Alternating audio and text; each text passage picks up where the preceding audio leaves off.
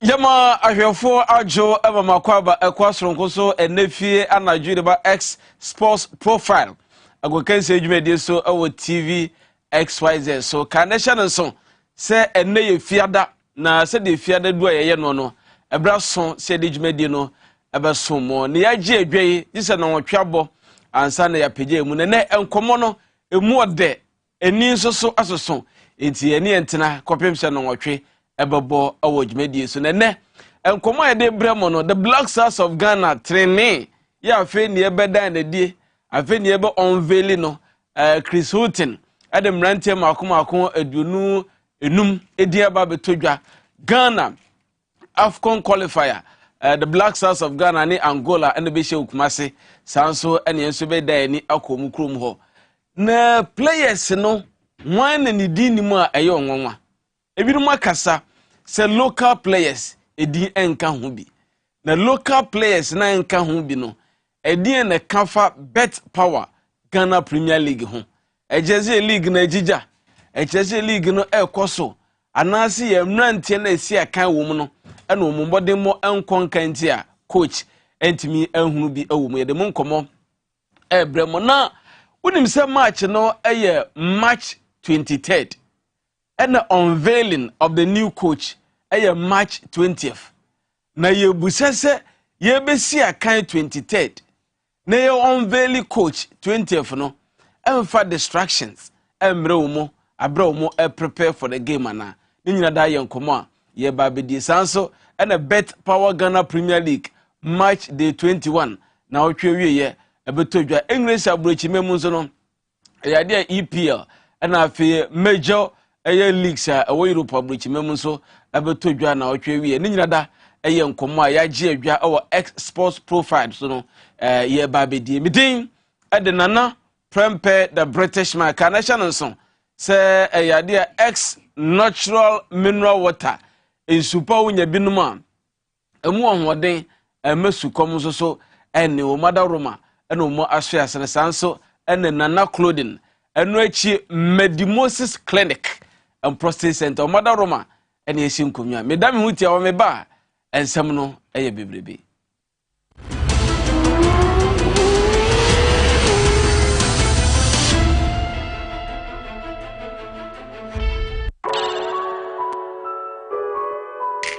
A state-of-the-art facility built with your family needs in mind. A medical center positioned for all your fertility problems and other diseases. Medimosis Clinic and Prostate Center. Our goal is to help our patients achieve and maintain optimal health. We have fully functional OPD laboratories in all our branches. Do you have problems urinating? Medimosis is the ultimate solution. Our Prostacure X capsules and Prostacure Herbal Tea treat prostate problems. Our Afromosis capsules gives you maximum performance, and for the ladies, Femacure X capsules solves all your menstrual problems. Locate Medimosis Clinic and Prostate Center at Adenta Barrier near the traffic light. Agyemang Kumasi Ahirima Kokobing, and in Accra, Ministries after the Ghana Highways Yard. Call 0244 068 447. We accept National Health Insurance Card and all other private insurance card. Medimosis Clinic and Herbal Center, your ultimate solution for prostate problems. Score HD, the new exciting football channel, is now available only on HD Plus and brings you football from around the world. Watch Sadio Mane and Daniel Kufitre in the top weekly match of the Bundesliga 1 and DFB Cup, Primera Liga, Copa de la Liga Profesional. See Ronaldo in the Saudi Pro League, as well as daily sports news every other hour. Also, get updated on Messi and Mbappe on PSG TV and many more. Fili on HD Plus channel 151. Agronoede HD Plus, the Fili experience.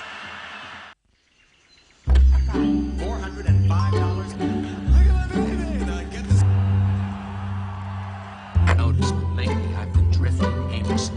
The actual retail price is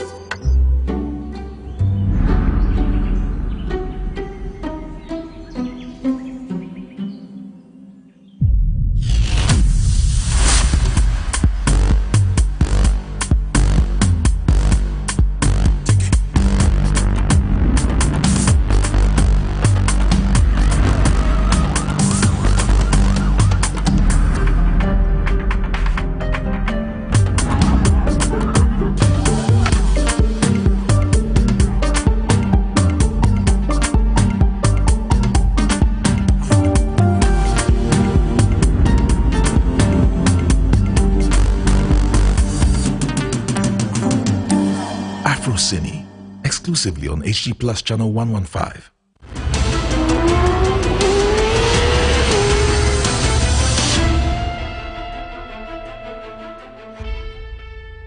Bro, apena ode uhweti adaka no ato TV XYZ and it is X Sports Profile. I can see edwumedie na wani tua fili ya wohwe ewo amantama hodo edunsia ewo my Ghana mu enkraba ne chese okọ Ashanti regional bebrenu a na ebie muku ha ewo mo afiefie mu Agyemang no wo mu ehwe bron ahafo enso wo mu ehwe Northern region so Emrantie no etiti TV ho namum enkra krodua mu okọ baabi ti se Alhaji sanso na Israel na chese omanfo ehwe show ni yepa messages eba no na chese enika na onim se na wotwe mu nso nsem bi todwa abra awura Emmanuel Dasobre Newton wono ye general manager and operations edema krobie kumase Asante Kotoko abra awura Ket ES Okreku president Ghana Football Association eko pen ho asem eko ka ase Kotoko ne azofuk amomu homode sebe obetimi apromote league no na supporters etimi akwago pramaso no akohwe o mu games no anom so wura asema wo kan die o incompetence no na wo de beduedue Kotoko ne azofuk so ho ya ma $1 million se fire promotions ye hunu hwe na woti wose has ne Kotoko nyede emu nkomo ewo ha tweet no we tweet na we nso are tweet na ni nyina akwa animu na ekiresen ewo ya gro no mu blame game ena mpanimfo no ebo ana ni nyina da eye nkomo a ene ebeba dwumedie no so na sedam di ka de tu dwamu no Joe Orchard the writer Italia ewo ha ye no eba bedi nkomo ye hwe animu so wura Eric Alagidede ewo no so ebetimi ababe cancer na ye nyina da yetimi di dwumedie no akọ enkan na etimi ayefe now Joe akwaba onwo ye de Nyankopon adom ahwe ni experience ni nyina na man kwan de yes no I preach ani ade anu de hu hia pa hu hia say that no ade na me catch am say nkwan de wo hwe nkwan anasa odi nkwan yi a kama ma be ma no otumi anante kama bibia ye kama ma onti no nyina kama ma upie mu basilica no ma yes basilica de wa le preach ani ade si bien kama wo hodom si okay bewo ye baba ensem a todwa wo Ket Emmanuel Dasobre na ye wamponsa entem no momansa na no me pese producer project mame so ho fatu ani boyi first ye hwe squad list 25-man squad for a double header the Black Stars of Ghana and Angola and Isiakan now over screen so 3 goalkeepers and na wumudi ababetudwa yinya ntie se won hwe ya goalkeepers department no kura no open e dan no Olele Kingston ye baba sesa no yinya ntie sa now goalkeepers ne Lawrence Atizigi Sanso na Abdul Manaf Nuruddin and afa Joseph Olokot woman 3 goalkeepers ya bomude now yanko defense no defense no so no yo Tariq Lamte Dennis Odoy Gideon Mensah Patrick Pozo Daniel Amate Joseph Edu so when ma back pass no Edu baby na Eurafo Muhammad Salisu and afa Alexander Jiku womo and make up to the defense not just the defenders no omie makomako enwotwe no yanko the midfield where is considered as the engine of the Ghanaian team and you know oko midfield na senator Thomas Tepatis Samed and afi Edmond Ado not just 4 midfielders Pentel Kamaldeen Suleiman and afi Ransford Iyebua womune wingers makomako enum ya tonsa ede afro forward and ase attackers no yewo Mohamed Gudus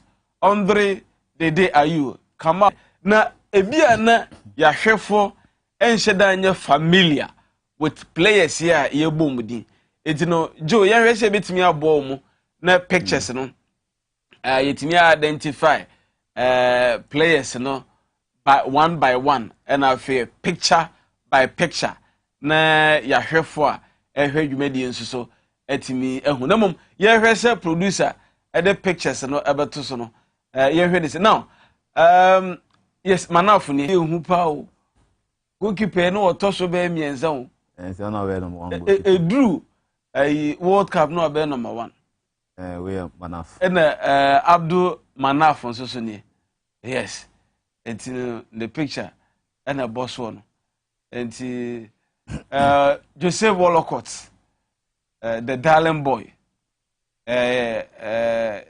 Ghana masin ho fepa it's no Wolcott no yanku anima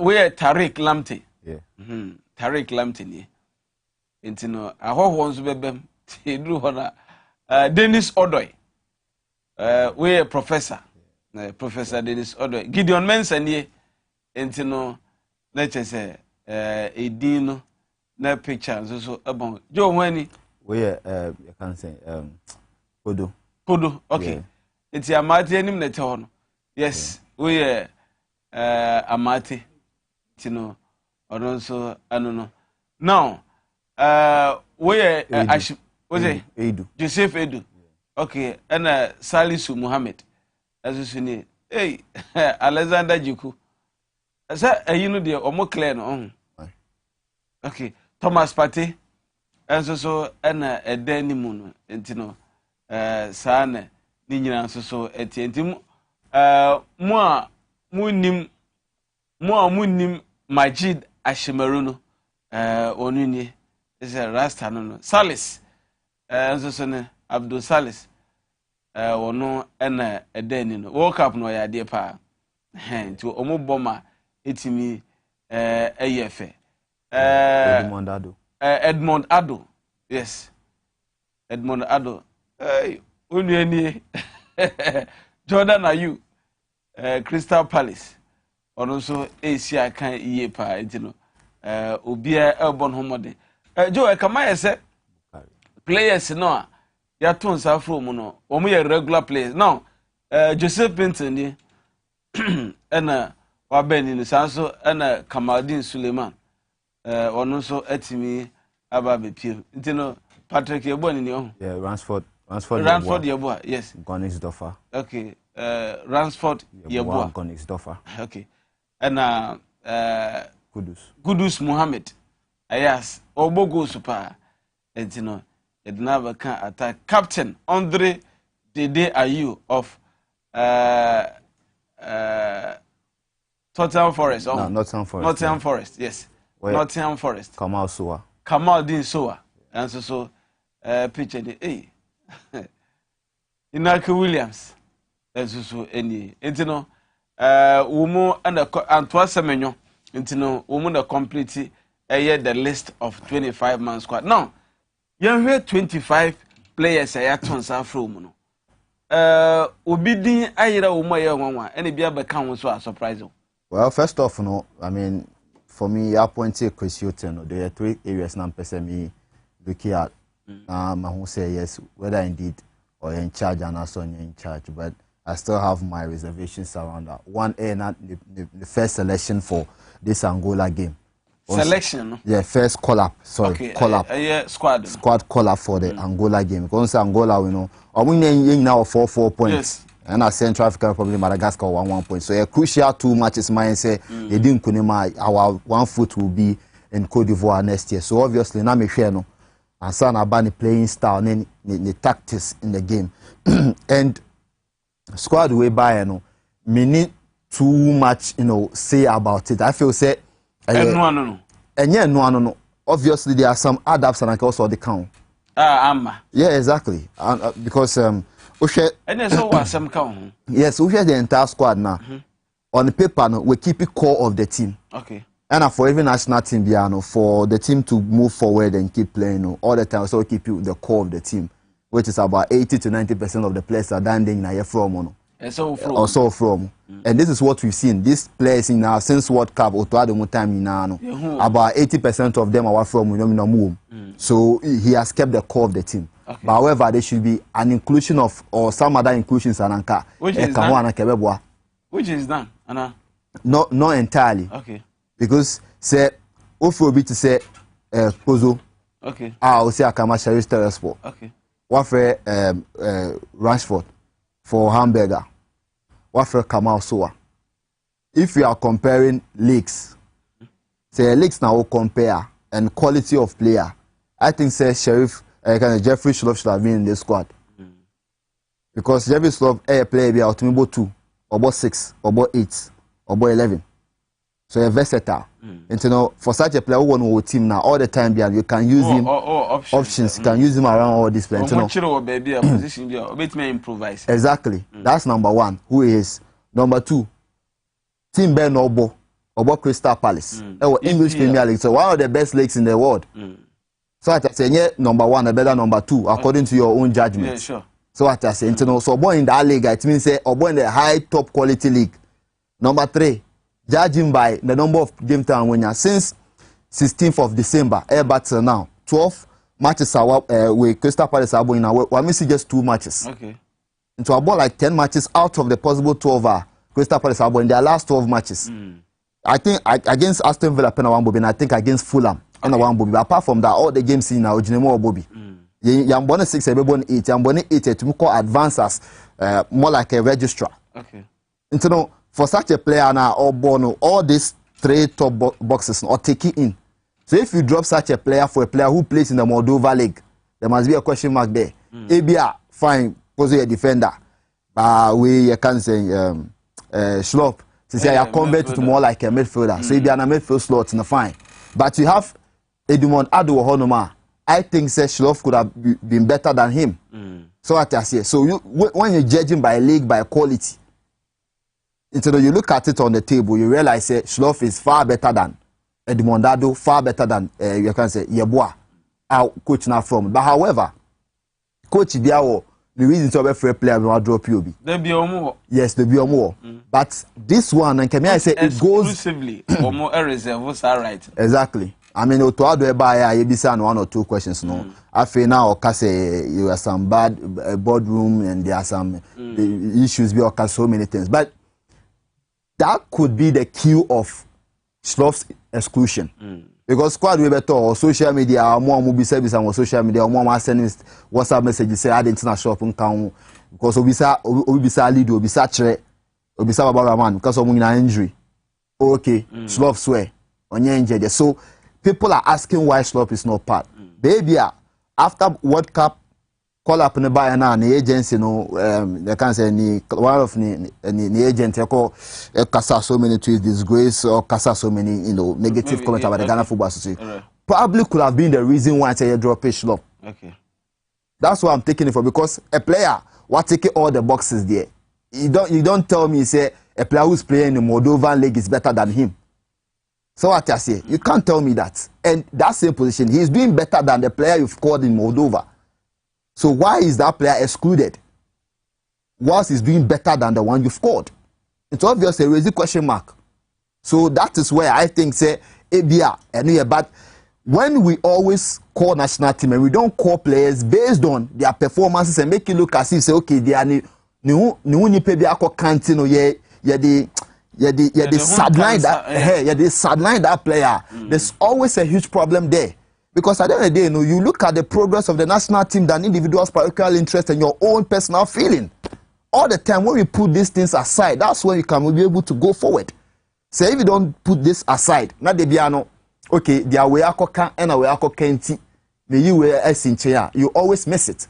That's how come we missed the services of Joseph Pinson at the World Cup. Yes. The player could have done better, but you see if you get ne Palmer and way issues be and no kwapun influence ma players to say Bright Jemu Evans Usumo on one cat team no one cochan. Yes, local black stars. Exactly, because these players are being managed by the same Palmer. So at the center far issues by affected the Chan national team no cry the call. You can say a tournament nasi. So it calls for problems. So sometimes when there are some of these issues, we need to look at how we best solve. You know, send a influencing player selection and you can say collapse about how mind again. For players, local players I am from. And only the next question, Anka. Maybe, but before I call local players, Ulim say a brand team say Abdul Fattah Ishahaku has been part of Otuado and the setup. Either say what bench and I say Obaba I mean substitution or Bebe Mababobi. Where a brand team and gradually I say with the Black Stars and Echi Bobby steady looking for it or grow big. But you are dropping. Yeah, you are dropping because the numbers yellow. On your starter was Sporting Lisbon. One of I think so for about 4 matches. And they are main team and I say on main team. Good enough. On main team and draw Arsenal kwani. You can say Sporting Lisbon or your warm up kakra. Na me shame say be a coach in the base by one Bobi. But now or your warm up kakra for some minutes. Okay. And you know he's not good enough. Obemu actually. Obemu around 86 minutes. Okay, so if that is the case, then he needs more game time. You need to command a starting berth. Okay. Command it in your team. So it appears say Chris Hutton team no. Status in Kwan Wafri. Yes, you need to call quality. Not even a single player among the 25 now. 1 year starter. Yes. Okay. So you need to call players who have the quality. Okay. And you can trust them. You see, that's the main reason why Ghana bought Brazil, Ghana bought Nicaragua, Ghana bought Switzerland, you bought Portugal, you can say South Korea, Uruguay. Okay. There was a pattern there among foreign unrealizing. At a point, now the coach found it difficult to trust his bench. Otuado at a point now find it difficult to trust his bench. Okay. If a coach does not trust his bench enough, it means the players are not good enough. That's the problem. Okay. Because at a point now, but Bobby or club there, you beat me at trust because of Bobby. Because we are quality. Your numbers proves that you are better. You are a good player who are that quality, so you can complement the other players there. But some of the players now at a point, you know, I think against Nicaragua and against Brazil, also all my players move by 2 minutes to 3 minutes to end the game. It means you don't trust them 2 minutes to end the game. Or better then you don't, and then couple a friendly match pool. But look at minutes or more game. You see, you don't really trust them that much. You need to call players who trust your muye and believe in them so they can do the job for you. So I think that is where Chris Hutton is taking it from. And again, Chris, coach there, this is the first time I will take sole responsibility as a head coach for a national team. The last time was Northern Ireland, not your assistant coach. And you know, the clubs that we're coaching now from Norwich, Brighton, Newcastle, Tottenham was playing now a club side. Okay. And you know, when the first time we're coaching the full national team, so as head coach. Exactly, as head coach. So you have to put your best foot forward or your best shot forward. Well, so I think that's the main reason why I offer these players, no. But I also think, say, at the end of the day, no, once you've called these players, you will look forward, say, I mean, you can work with them, make them complement each other in the team. Very well. And see, no one said now. The other side, Omanfo Binmokan, Ura Thomas Dua, former Black Stars player, former Ashanti Gold manager, and as a coach, Ababon, Tina Babe Kase, as a coach be a befano, or dream local players. Because I know the local players about Black Stars. Black Stars, no, say Black Stars, we then ya dibis or moya ideas and a cane Black Stars. The cane no crana, Black Stars in your body, or mouth for Hopopo crano, the local players, each of them is here can be. So, such comments, Black Stars and the Black Stars, local players in movie. Now no be a chum Black Stars, local players in bo, Sabran Chrono moya dear. Na and coaches bar, a you modern. So I'm before local players. What is happening? Is this a league, no? And aqua formula, you need quality. I'll bet me I represented the nation. And I say, coaches now, and should them feel you. Your league no form. Quality, bad. Your quality. My players no so conform. she compare bibi.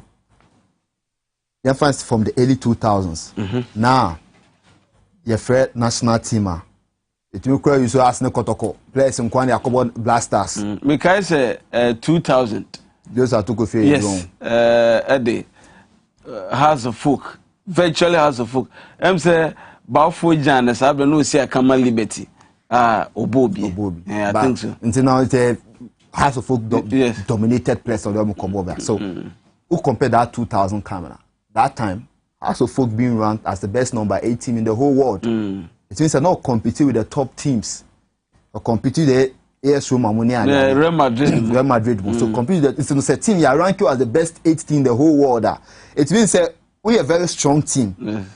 Now, that time, your league, you know, was a top-notch league because that time, so that's not Africa. They compete with the LLEs. You can say Zamalek and now Mamelodi Sundowns won a team from Azimbo. Now, see, no more surface to become better. They were competing with the likes of Esperance when they they said almost Esperance. Yes. The G Cup. One they saw any other. So no, you look at that time, no, that the quality was there. And Uko Africa, they play with the top teams or more competing. Who take care of the country national team? You have every right to say, okay, once the quality are then playing the top in African teams, are being ranked the top best teams in the top 10 best teams in the world. Obviously, no, you have to take the quality there and add them to the national team players. And at that time, we didn't have mass exodus like before, like now. Before, no. Now, Omuchewa more. Play bet me about Ghana League for like 5 years, 6 years. Not slow, you know, or Ginedy. Quality or honor. And at that time, the system, coach football, no be boy near the inside, they are back to that level. Now we do top level ball league, you know. Now like we are good enough. We are pubbing. We are good enough. But say no. Let's need in crown no kwabriche. Let's need in crown no kwabriche. So that time, you know, yeah, to me, any solid players at the ball national team. So obviously you have the right to see yourself for a national local players in the account. Now blend with the foreign players, now you're queen. And even put all the AFCON CGNs, all the local players who did better. So what I say. But Oba say now, Emra Sasana said Nyama Sasan. Sesiano, your league, you know, how many your teams has no kotoko, all the teams some qualify for Africa. Omu drew him for. The last time a team called Monizo was Kumasi and Kotoko. That's 4 seasons ago, and Gasiki Akono. Omu to me, enko first one can hear you away from the quality no BJ6. A BJ6, a BJ4.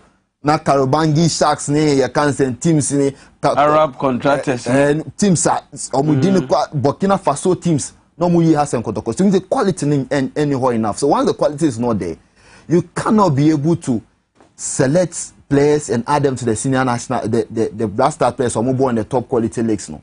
And again, Ebano, the local players we assess them better. The local blasters no. What they can do. We saw them at the Chan tournament. We be also Chan tournament in the who say local players na they were not good enough. Whether some of them were called based on merit or not on merit. We a local player in Afro. You went there. What was your performance? Was this something to write home about? No. Because tournament and to me I tournament and to me I said that I nye bibia yesronko na enunti NSC ni there. Your Black Stars and you said that local players. No. The other side of Chris Houghton, the new coach, and he said, I feel you have pan hontoma unveiling. Na you ever see a kind 23rd of March, and you have pan hontoma 20th of March. Nkofo busansem, yes you busabi. As a busan say, you have pan hontoma 20th of March, no. As a Ghana Football Association, Ede Nisika obeje tubia. Or PPP no ebeba. Now the condition of service, duration, the contract, and they say vija miensa anampo bako ena enyema ekeka ho. Now ye kobobo 23rd na ye koka sansemu 20th no emfa distractions emana ye nko press destructive button no ana. Joe, is it the right decision from the leaders of our football, Ghana Football Association, to unveil the coach at this particular moment? in the eve of our preparations to Angola qualifier? I think someone place themselves in a very tight corner. A tight corner that actually demands or requires you to put out the details of the coach. The reason is that, say, Ube appointee coach now, everything must be ready.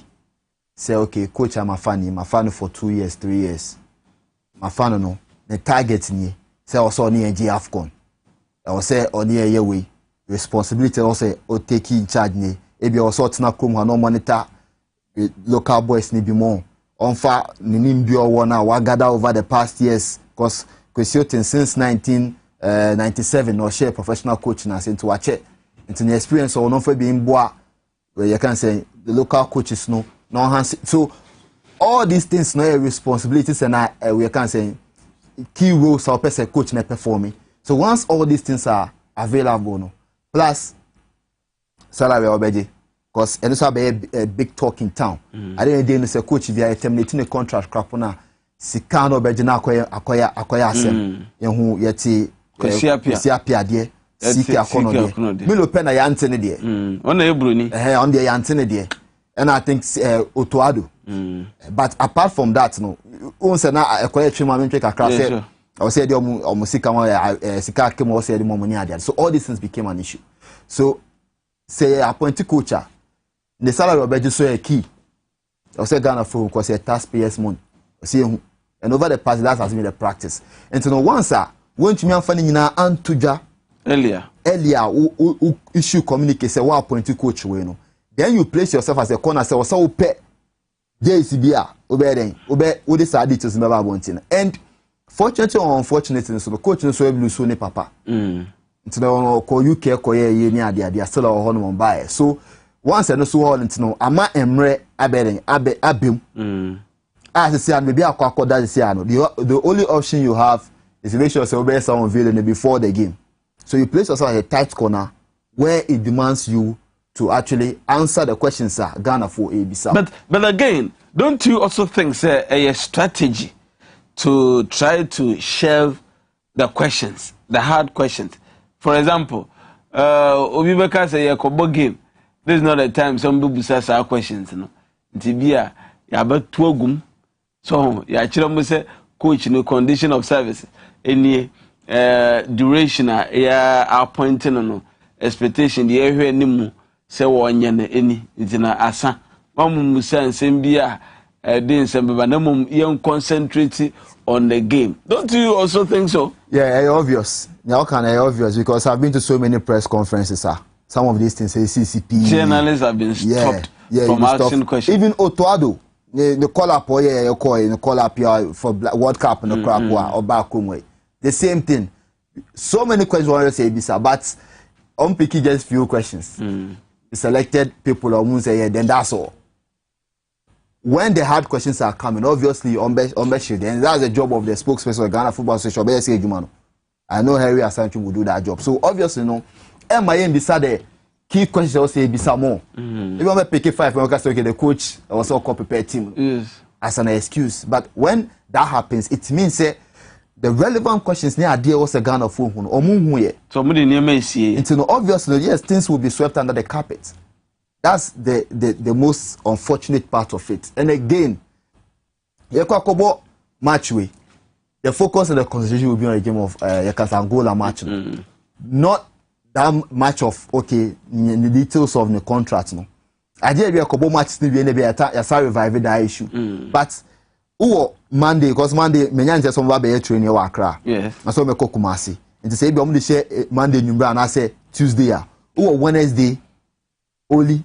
To do even the possible presser game, pre-match press conference for the game on Thursday. And so we just technically we were just Tuesday. Wednesday, you know, they are mandatory for the game. And that Tuesday, they be preventing you from raising us. And Emma.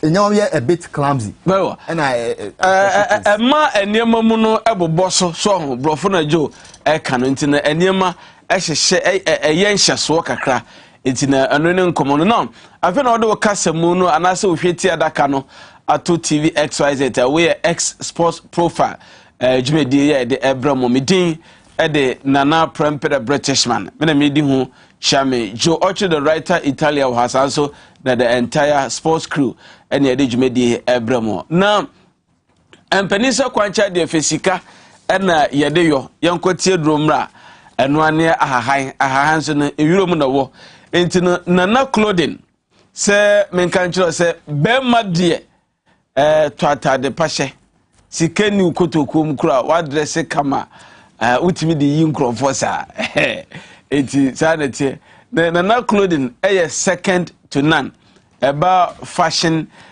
designers ewo kurodu emu a Nana clothing se emema tade enkoda tade kabani slit de kwa yebi sanso na agbada African wear asem na meken sanso na okwa bedinto anase wedding na nyina da Nana clothing na pamenta de pebi etimi ahyewo na Nana clothing se odan woni kiremu ewo nyameche masalachi a ehonmo na wo freno 0553767879 sanso na 0574 515153 Nana clothing etimi emwo eno chimpacho Afro Cine dedicated movie channel entino kope decoder ni bi na wonso etiminya Afro Cine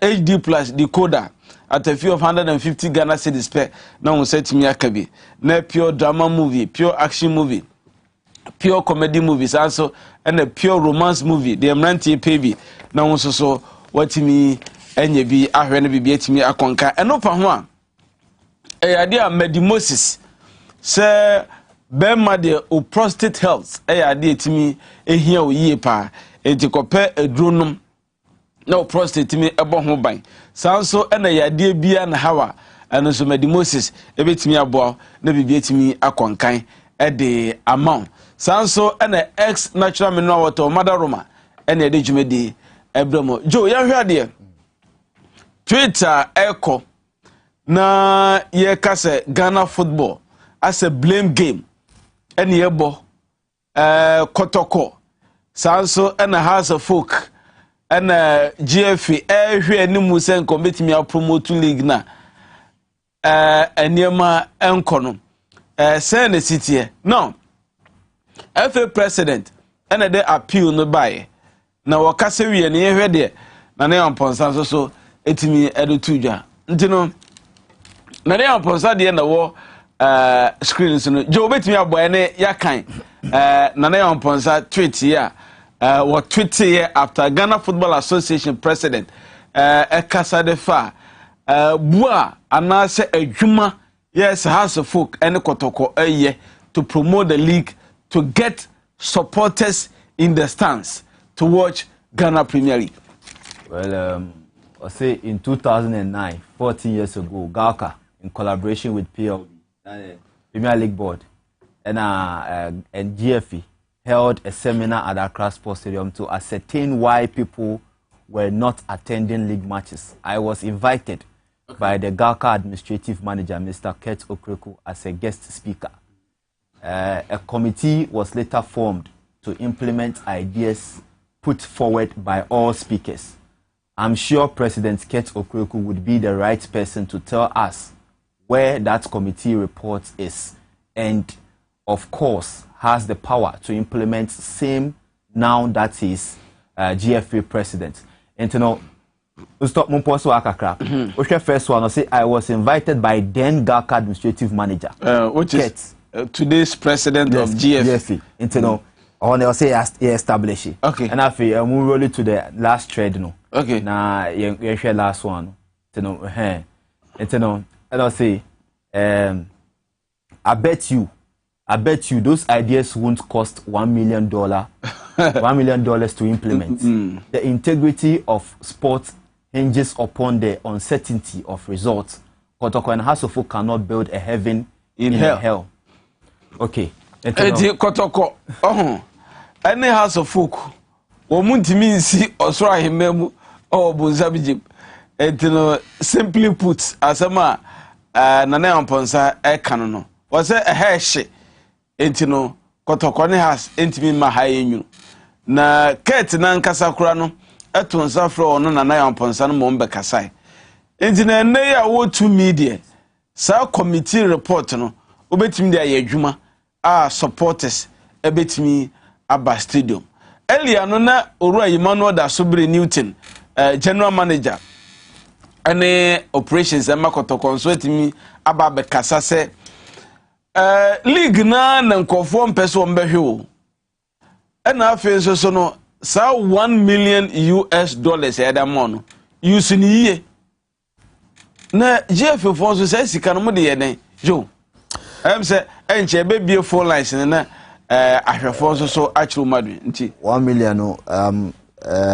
General Secretary Prosperous now they say scan your bet power phone ho omo anom so be promotion no it's bet power phone no share on Twitter handle ya no say locker room bonus or say ka locker room bonus no pasa nyoma 100 Ghana and 150 no mutuchi amaboy say locker room bonus no service for so be any so contract ni ye who say pass sika no bet power for any F4 any what contract was that almost sign no and bet performance almost aside more no hand the how can you handle me organizing me league and oba sponsor me league me na me league na see product no me na media me na me manage ni wo say sponsorship no me fasika na nyaw na fire promo ye nam kroma billboard okra ye nya bi so true and very very bad for us to be in this state. If say we allocate $1 million for promotional, we have to see the money working. We have to see the money working. Promotion, billboard, so many things are. I mean, they be advertising the league to go forward. Where you can say locker room bonus near there. You don't see anything very vibrant around it. But Nana, this so back and forth between the Ghana Football Association. Kotokone House of has been silent. House has been silent because there's a reason. Kotoko is speaking because there's a reason. Okay. These are the reasons. Okay. This year, your co-elections. Me, I've read between the lines on all whatever they are doing. This year, your co-elections. And once your co-elections, for Naya Ponsa need to speak out to know his numbers. Opposite your side be posti sponsorship for acquire more than FNCK anymore. Sponsor Kotokoenya any sika I generate more than sika FN de momo both from the broadcasting right there and then bet power sika. Now all these things you do for other delegate to know that you are also working at where you are. Yes, so for me I see it as more like an agenda driven numbers, agenda driven speech done. But say a club there the FN more there just to complement what you get sponsorship for one Kasambeje. Exactly, but he's been tweeting about that. You know, say what tweeting about that. He's been tweeting about that. So you look at it from that guy. I see it as you making the numbers speak. So that okay, at the end of the day, you road to the elections, man. You can use that to convince delegates. Say these are your numbers and these are what sponsors you'll be able to secure. So then, between the Kotoko secure these sponsors, and then if I come in power, I can be able to do this and that for the whole or entire football fraternity. And no can't be. But the question is, do we actually need these kind of back and forth blame games at this point in time, Anna? The question is no. Because see at your time more, we share these two you can say individuals are. Ghana Premier League no strongly say House of Football called the bomb home or the NMA League na economy. NMA, I mean a man for okay, you have share matches more eka. But however, it also depends on the quality of players. Has quality of players, quality of players. And when you look at that, Obia were part of the blame game. Say they blame you, Obia won a part. And to say, you know, assassin kesieso. Na assassin me wasu. Me land ne wasu. They be a to war air say that land kesie now. Obviously, you have people who come and attack me. That is why I man for social media more attacking and I am ponsano. And the reason House of Folk is silent is because House of Folk don't see it as say a The reason is House of Folk a new be a candidate. Obe Jina for the elections coming. But Kotoko has someone. Oh no, Jina in the last elections only had 25 votes. Until you look at that lines now. House of Folk person be called because I know them. Until they won't say omude fans na dey about omuye operation invade Dunes Park. Oh be any omu game on Kwakobono. You can say this weekend we say operation invade Dunes Park. And the question they are doing their parts. They use as a fans be stadium. And Kotoko edi omu dey and they edit throw shots.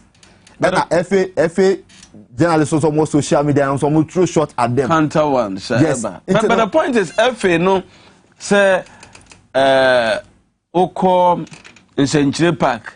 Our Samra Boya, a Waboma. Oko Nana Agyemang Park, our Doma supporters a gocho. And can you come as any yama?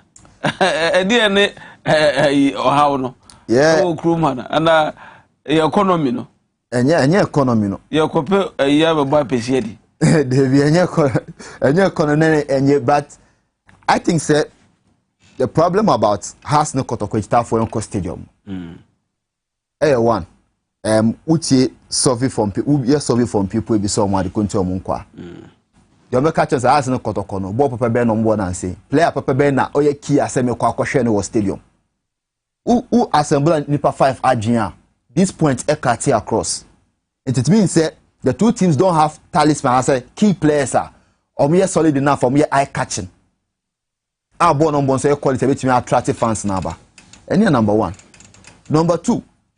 Once the first there was this thing about promotions as no Kotoko omu ye dey behind their games. Ubenya operations managers are on social media, not social media per se, traditional media. And omu radio TV so care about their game to whip up interest. But at the same time Agyemang nyina ni hono. Obi atiada. And again, post and pre-match.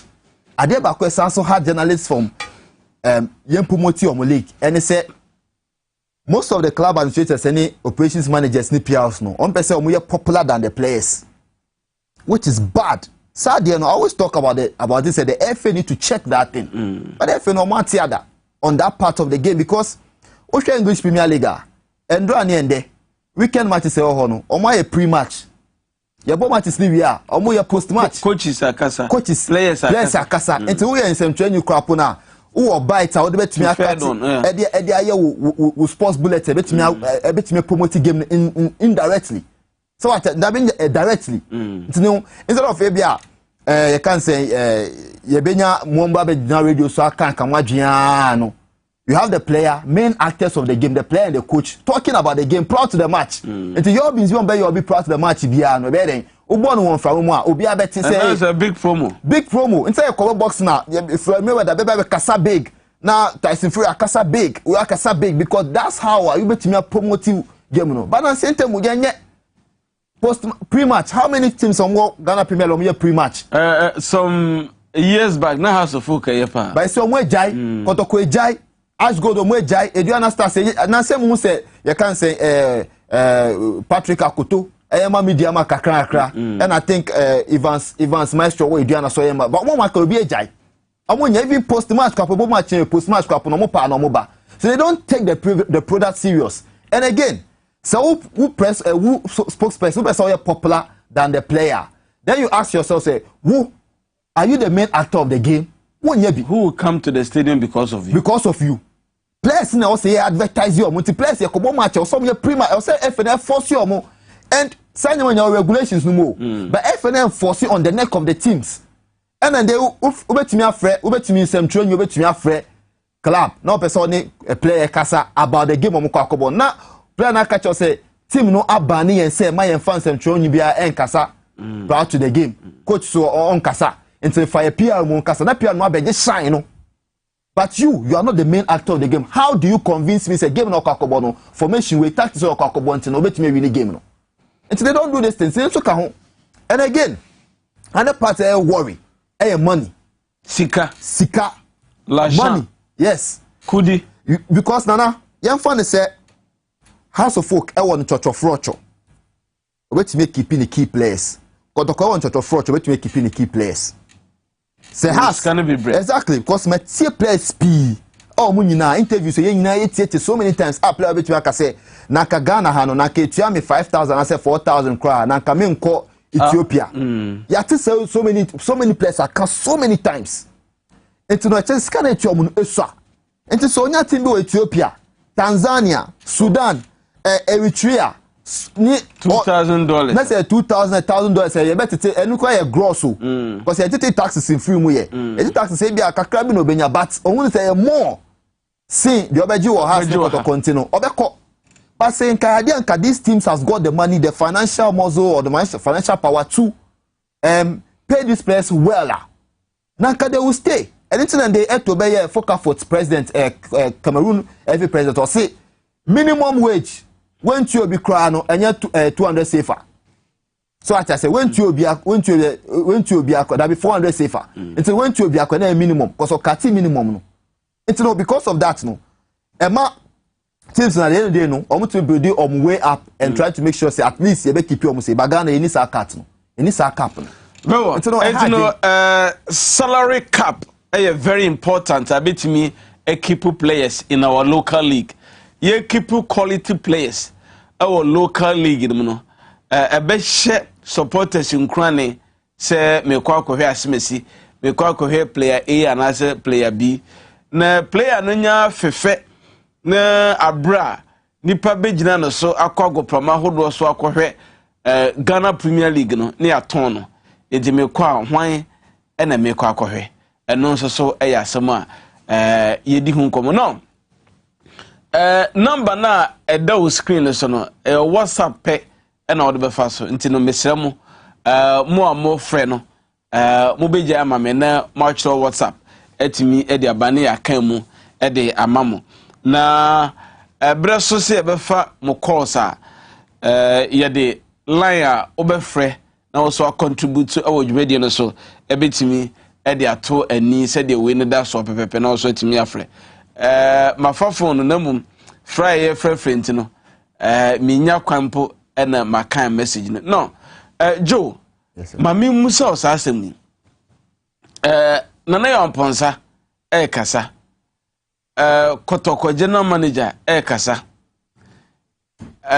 general secretary Ghana Football Association ebeyi ano now why asede for example waka bibi se players no so munye sika kakra kra mu do a ombetena yeah team na asede se wo pesika run club na otua at least sika moduma players no ana se nhihye eto ababeye na Ghana Football Association leadership enye bi mfanto na ze obet football club a wo hu se ne wo hu ni miniska membe senatie and that's about how your vision your vision your vision because tama Moise Katumbi beto TP Mazembe on say most of the clubs financial more from one can say or trema you can say Congolese FA no anon copper sponsors can from Brian and Sana with me running the club sure or on private jets or investing sika we ekofa glass na wako mu nyina efa Emmanuel Clotemu efa Solomon Asante mu nyina efa omo de ko wini last Champions League omo jene back to back efa ni ejemu Richard Liberty right back left back no Richard Kisibuatin offer this man no at the key part of the team or selected first 11 now ube Ghanaian 4 players we mo no but here the ntime nye scan keep you omo but no sika no nya no or the sign because or dream say me club ne pe into how I can be able to compete domestically dominate Africa into your club no vision your club no vision and how FA no because FA no dey betime any say or the sponsorship be ba ne but this kind man also want to me amfa FA so entimi enye salary cap bi te say there eto ababeyi na just say who need you don't even venture FA no betime aye yes a part of it but most of it depend on because say who to me a draw sponsorship at the club and a draw sponsorship by yourself not to make the 12 players in the year and keep your key players that one FA doesn't have any come with you very well Etino ahonsam no ebre no ekọ na ekadioni entoma nko ankada ye gura asafo. Etino numbers na ewo animu no e na obefre akire wadwene. Etino sanete but your first call odin ba bia okasa frɛ. But the friend is the Africa one. Yentio. Me dey say yen Ghana for. You tell yen ko park no first team. Me knife ekam. Police for no more ko yen ekam. Second, nya tun Ghana me elewo yen na nya tun. Yitikiti na ba we are supposed fund. Because stadium because of yitikiti my giant stadium ko. Ade e-ticket na but you try me wo interest was asem e-ticket no or how be na e de bro wuntimi nto be ya wie no ka wo be ko now you na get 30 so the man here o na get 30 e ko bra wo do sika fa de wo net online now you na get 30 avebe e be re chire no now sika ashi as of first 9 years sunlight me 90 na mo so alaba me 90 by the mo ka so na me fokaba but because of the ticket no me enko any the area na police for Ghana police for na I say ticket e-ticket no woto wi a dent na udu na ugina gate achi uba ya no bi obaka just the network failure we now ugina wata na bia 30 match ne kwa na still ugina all right yo yate what make you point yate nti yeda say but your next caller odini ba bia o kasa frɛ your friend saying bonsu what okay what free all right yentio Ghana football is here too. And then last Sunday I was sad. Kotokanya Spain. Everybody in football. It's a very for me. Just say you run Kotokose. You run this one club. You recruit just and one a Kotokoye. You recruit just and one half a year. Yesterday, same results. Every year. It's a everyone. Every president cry a popular players na actors na ankasa. And to say a day me also near year na the kono. Let's say by 2 years and 5 years to come. You single supporter Emmanuel Kotokoni has. President Bapak yet be free gate Kotokoni has. Ghana type of air-class good. Super class. Super class. It's not very stadium. Can you go on step up? Yes, apart there. Say the name is Constar, you come to say, I'm too soon.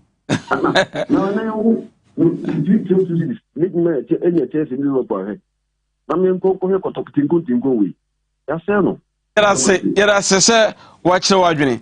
Na obi the message bi aba se wo mu a eka se baby ani dance park Agyemang Kumase ene nkran nyema no wo se ya mo check capacity no so nka ho nipa dodo se na ko dance park na ho Agyemang ene nipa dodo se so na ko nkran na Kumase a eno so na atuto tomu sa next caller odi ni baby o ka se free last caller I'm not going to Bafu and the Catholic also. Why ain't you way? I'm not going to tell you. Always better man support us now. It may go back. Now, never say a banner bar, not a banner so I support two teams. I will quite beso. Never told me, Jerome. Always say, your friend said, there was time. Not that I say, you a buy it need a sponsor, Timson. Oh, my Eco Africa, Nana. I'm more Eco African, not make me sponsor. And she said, but I know, a ban a supporters no more than a ban sponsor, no, but not for players, no. So, no, so you can qualify crowns and wait to me. I enjoy a buying support too. Never saw no. And I want to say, I'm not never this year, and say I'm here about President Capi. And she says, President Capi, who the war, let's cancel. And she said, oh, and you can't say about President Capi, and a great piano, and I thought of what a dear to me, I was share a President Capi.